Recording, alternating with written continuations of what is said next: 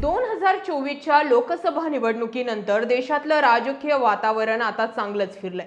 Paper leaks, बेरोजगारी, महागाई, नेत्यांची फोडाफोडी आणि त्यातच मध्यमवर्गीयांच्या खिशाला कात्री लावणाऱ्या E20 पेट्रोलच्या सक्तीमुळे सत्ताधारी भाजपा विरोधात एक सुप्त लाट तयार झाली आहे। या बदलत्या वाऱ्याचा अचूक अंदाज काँग्रेस नेते राहुल गांधींनी घेतलाय।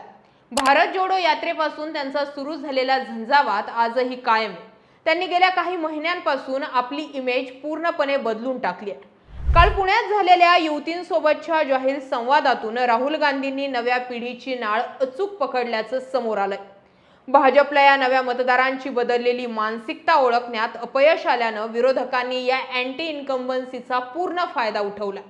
यामुळे धास्तवलेल्या भाजपनं डॅमेज कंट्रोलसाठी आता स्मृती इराणी, विनोद तावडे यांच्यासारख्या बड्या नेत्यांवर जेनझीला जवळ करण्याची नवी रणनीती सोपवली आहे। तर दुसरीकडे पुण्याच्या या सभेचा धसका घेत मुख्यमंत्री देवेंद्र फडणवीस यांनीही नागपुरात तातडीने तरुणांशी थेट संवादाचा प्लॅन आखलाय।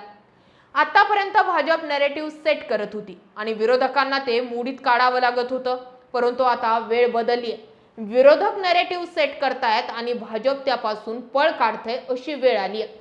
पश्चिम बंगालच्या विधानसभा निवडणुकीपर्यंत विजयाच्या शिखरावर असलेल्या भाजप समोर अचानक मोठं आव्हान उभं राहिलंय।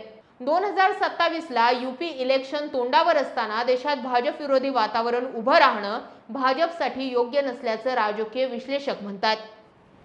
भाजप समोर हे आव्हान अचानक उभं राहिलेलं नाही। याला जेनझीचं आंदोलन हे तत्कालीन कारण जरी असलं तरी याची वीट फार आधीपासूनच रचलेली आहे। त्याचीच माहिती आपण आज घेणार आहोत। 2024ला लोकसभेच्या सार्वत्रिक निवडणुकीत भाजपनं अब की बार 400 पारचा नारा दिला, पण प्रत्यक्षात जनतेनं त्यांना बहुमतापासून दूर ठेवलं। तिथूनच या भाजप विरोधी वातावरणाची खरी सुरुवात झाली। गेल्या 2 वर्षात ही लाट अधिक तीव्र होण्यामागे काही ठोस आणि थेट जनतेच्या खिशाला कात्री लावणारे मुद्दे कारणीभूत ठरलेत। सध्या देशात सर्वात मोठा विरोध E20 पेट्रोलमुळे निर्माण झालाय। सरकारने कच्च्या तेलाची आयात कमी करण्यासाठी आणि इथेनॉल लॉबीला फायदा पोहोचवण्यासाठी घाईघाईने E20 पेट्रोल देशभरात सक्तीचे केलंय। याचा थेट फटका सर्वसामान्य वाहनधारकांना बसतोय।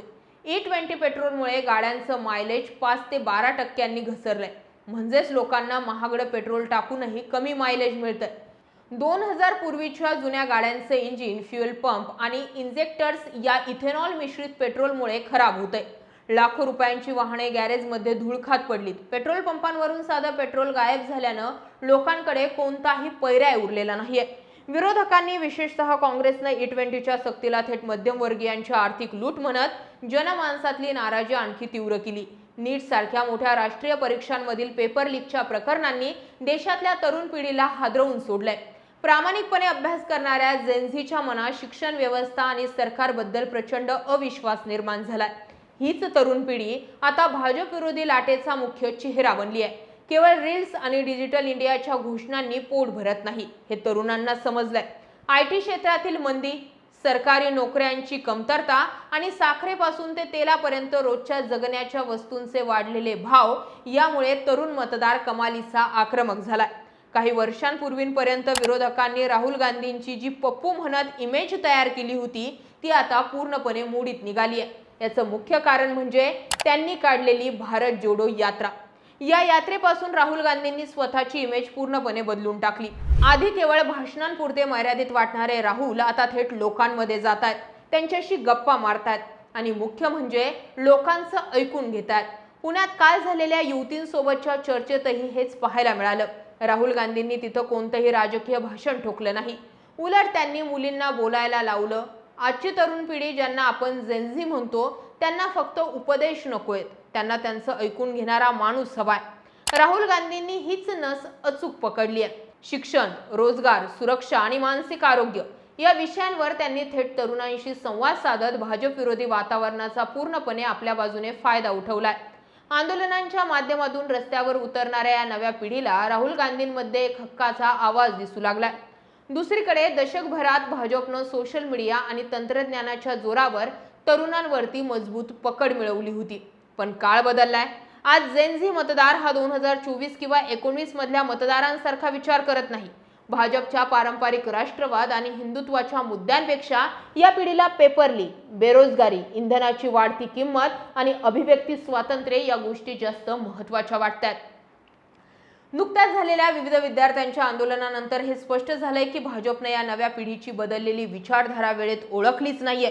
जेव्हा तरुण रस्त्यावर उतरून प्रश्न विचारत होते तेव्हा सत्ताधाऱ्यांकडून त्यांना प्रश्नांना गांभीर्याने त्यांच्या प्रश्नांना घेण्याऐवजी ती आंदोलनं कशी राजकीय हेतूने प्रेरित आहे ते दाखवण्याचा प्रयत्न झाला। यांना कशा पद्धतीने परदेशातून, पाकिस्तानातून, अफगाणिस्तानातून इकडनं तिकडनं फंडिंग येते हे सांगितलं।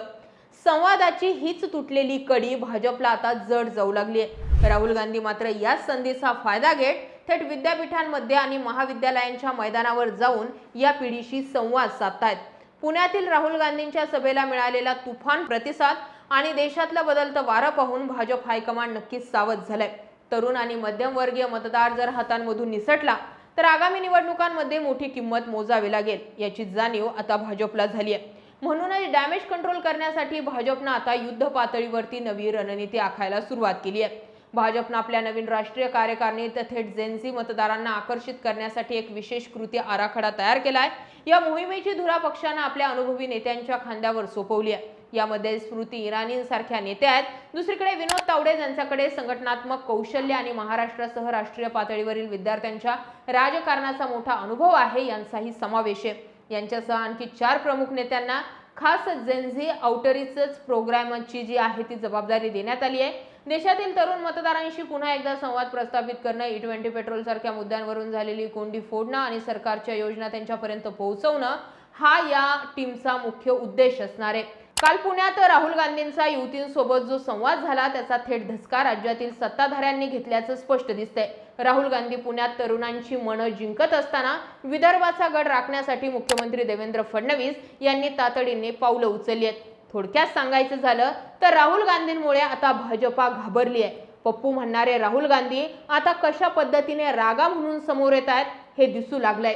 याच रागानं फक्त पुण्यामध्ये नाही तर देशभरात वातावरण केलंय हे मान्य करावं लागेल आणि येणारी वेळही कदाचित याच रागाची असेल अशा सोशल मीडियावर प्रतिक्रिया उमटतायत। तुम्हाला काय वाटतं? आत्ताच्या डेटला तरुणांमध्ये नरेंद्र मोदी यांची क्रेज जास्त आहे की राहुल गांधींची? आणि केंद्रीय पातळीवरती किंवा देशाचं नेतृत्व करण्यासाठी राहुल गांधींची इमेज सेट बसती की नरेंद्र मोदींची? कमेंटमध्ये जरूर व्यक्त व्हा। जय महाराष्ट्र।